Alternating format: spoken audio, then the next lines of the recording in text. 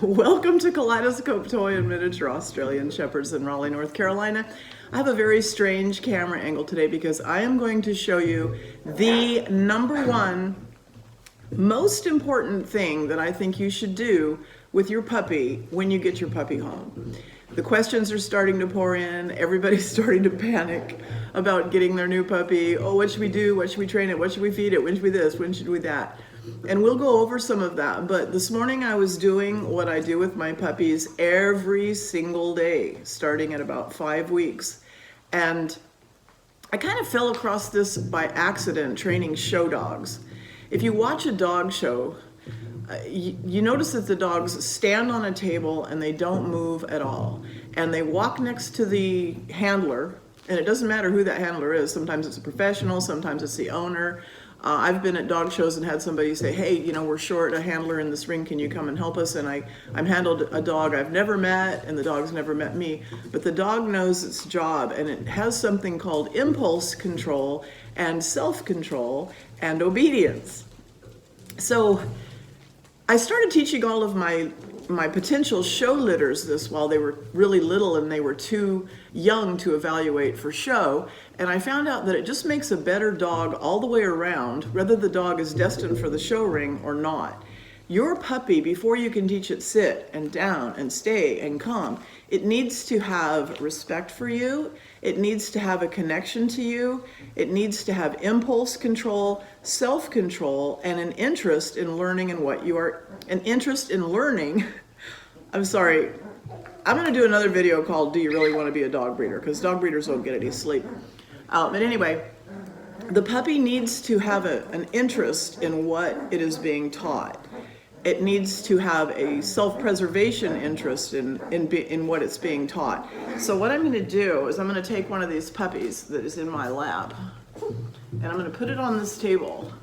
And the first thing it wants to do, if I leave it to its own devices, it wants to put its nose down and it wants to move forward. It wants to go somewhere.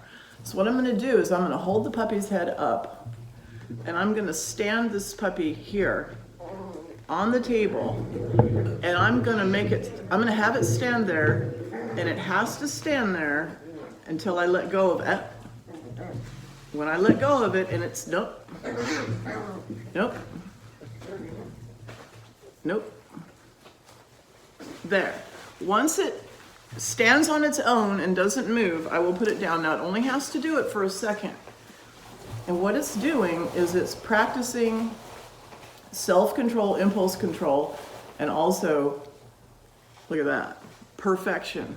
Okay, if I just leave this puppy to its own devices, the nose goes down and it starts to walk forward. Okay, what I want, that's natural.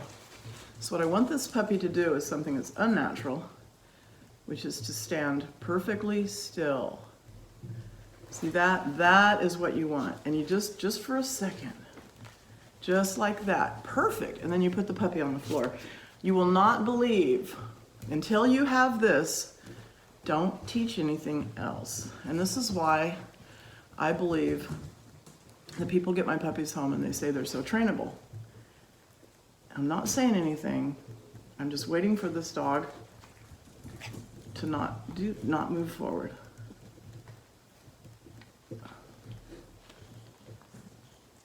Very, and see, that's my correction tone, and they'll keep that with them for life.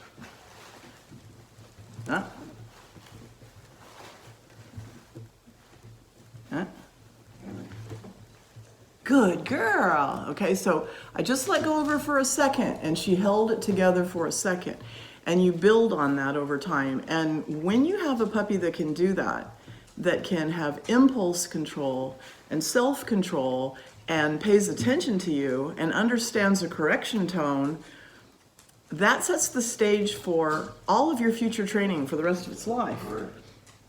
Let's see, who haven't I done? Oh, this will be the hardest one because this is Bobby. Bobby is, oh, good boy. Oh, look at him.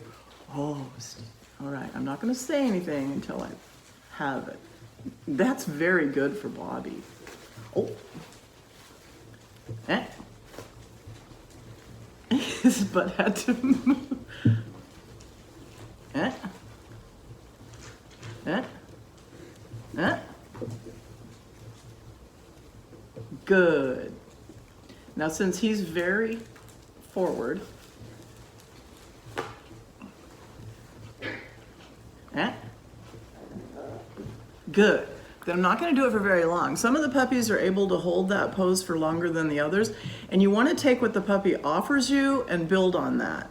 So this is one of the, there's two things that you need to know. This is the first one, and I will be sharing the second one with you in an upcoming video. Maybe after breakfast, maybe after I've had my shower, maybe after work. But anyway, thanks so much for watching. My channel is growing, 730 subscribers I think right now, inching our way, glacial speed towards 1,000. YouTube is having a lot of fun putting videos, putting ads all over my videos and taking 100% of the profits while they can. Help me get to 1,000 and they will have to split it 40% for us, 60% for them, 40% will go for the puppies. So thanks again. Let's see if he'll do it again, Bobby. Let's see if he can do it. Oh, this is so hard for him because he's got a lot of drive. This is a high drive puppy.